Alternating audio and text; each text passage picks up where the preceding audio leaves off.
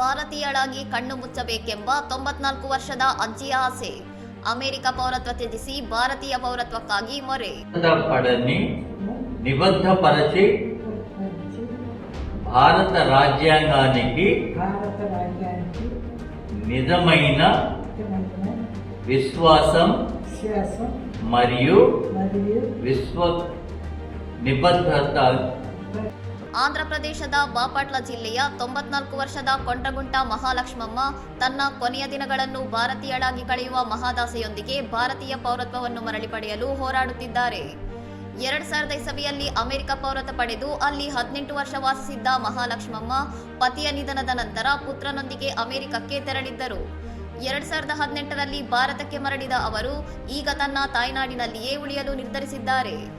ಮಹಾಲಕ್ಷ್ಮಮ್ಮ ಈಗಾಗಲೇ ತಮ್ಮ ಅಮೆರಿಕದ ಪೌರತ್ವವನ್ನು ತ್ಯಜಿಸಿದ್ದು ಭಾರತೀಯ ಪೌರತ್ವಕ್ಕಾಗಿ ಆನ್ಲೈನ್ ಮೂಲಕ ಅರ್ಜಿ ಸಲ್ಲಿಸಿದ್ದಾರೆ.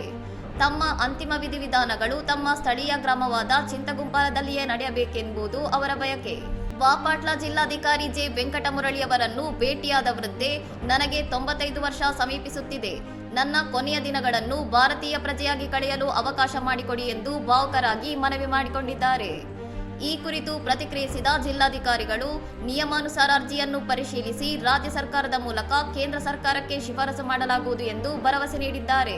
ತಾಯ್ನಾಡಿನ ಮೇಲಿನ ಪ್ರೀತಿ ಮತ್ತು ತಮ್ಮ ಮೂಲ ಬೇರುಗಳೊಂದಿಗೆ ಕೊನೆಯ ಕ್ಷಣಗಳನ್ನು ಕಳೆಯಬೇಕೆಂಬ ಮಹಾಲಕ್ಷ್ಮವರ ಈ ಅಪಾರ ಶ್ರದ್ಧೆ ಸಾಮಾಜಿಕ ಜಾಲತಾಣಗಳಲ್ಲಿ ವೈರಲ್ ಆಗಿದ್ದು ಎಲ್ಲರ ಮೆಚ್ಚುಗೆಗೆ ಪಾತ್ರವಾಗಿದೆ. ಇನ್ನಷ್ಟು ಸುದ್ದಿಗಳಿಗಾಗಿ ನೋಡ್ತಾ ಇರಿ ಸೌರಂ ಟಿವಿ.